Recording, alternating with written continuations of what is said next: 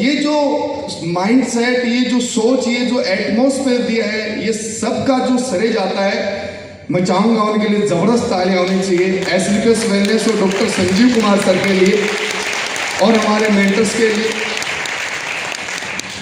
क्योंकि दोस्तों हमारे जो भी अपलाइंग होते हैं, आज आप जो कुछ भी हैं, आगे भविष्य में जहां पर भी जाएंगे, यकीन मानना कि इसमें हमारे एक डायरेक्शन का बहुत बड़ा रोल रहेगा।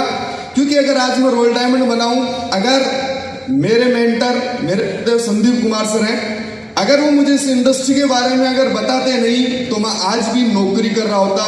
10 साल की सरकारी नौकरी कर चुका था मैं। 10 साल नौकरी करने के बाद मुझे प्लेटफॉर्म देखने का मौका मिला, तो मेरे माइंड में एक अलग प्रकार का एटीट्यूड था कि यार ये काम हमारे लिए थोड़ी है। क्योंकि हम ज़्यादातर क्या है कि नौकरी को ज़्यादा वेटेज देते थे। जब इस प्लेटफॉर्म को समझा जाना, कुछ समय तक कुछ समझ में नहीं आया।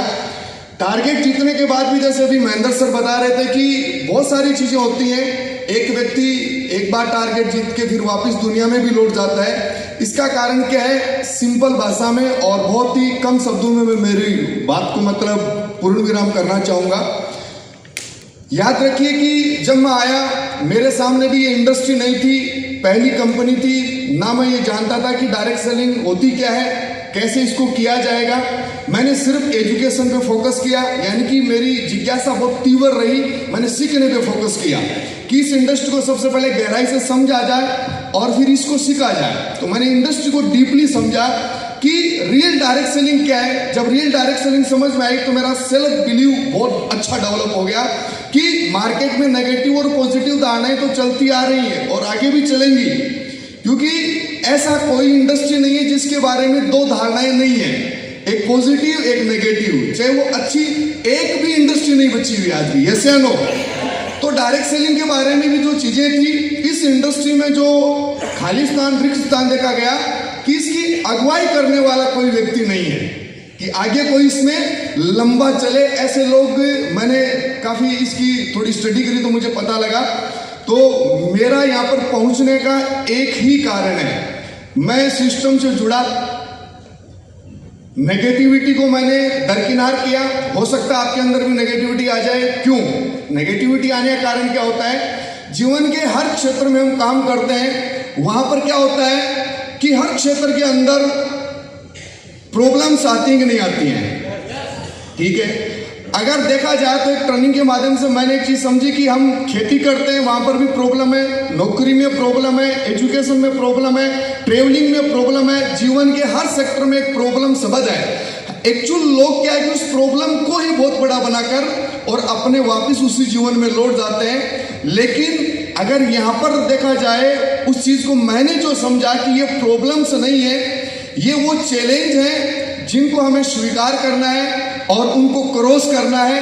अगर आप अपने जीवन में इन चैलेंज को स्वीकार करके और क्रॉस कर गए तो यकीन माना, इस कंपनी के अभी तक 20 रैंक आए हैं। आने वाले अगर 30, 40, 50 जितने भी रैंक आएंगे, मैं वादा करता हूं सारे के सारे रैंक आप पार करते जाएंगे। ये मेरा 100% आपसे वादा है।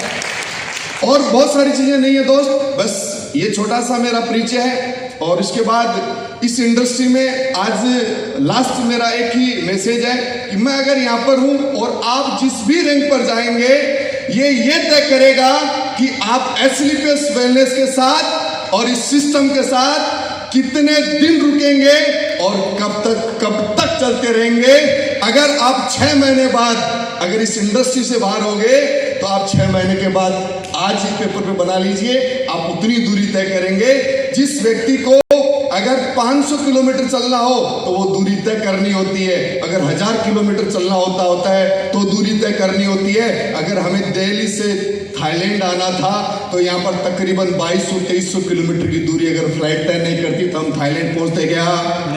तो सिंपल सा फॉर्मूला है, आपको अपने जीवन में ब्रांड एम्बेसडर जाना है, चाहे आपको यूनिवर्सल ब्रांड एम्बेसडर जाना है, चाहे ग्लोबल ब्रांड एम्बेसडर की बात करें, चाहे चीफ ब्रांड एम्बेसडर की बात करें, जिस भी रैंक पे जाना है, जो भी आपकी डेस्टिनेशन है, जब तक नहीं मिले तब तक आप लगातार चलते रहना, एक दिन वो डेस्टिनेशन भी आपकी होगी और उस डेस्टिनेशन से आपकी मुलाकात भी होगी।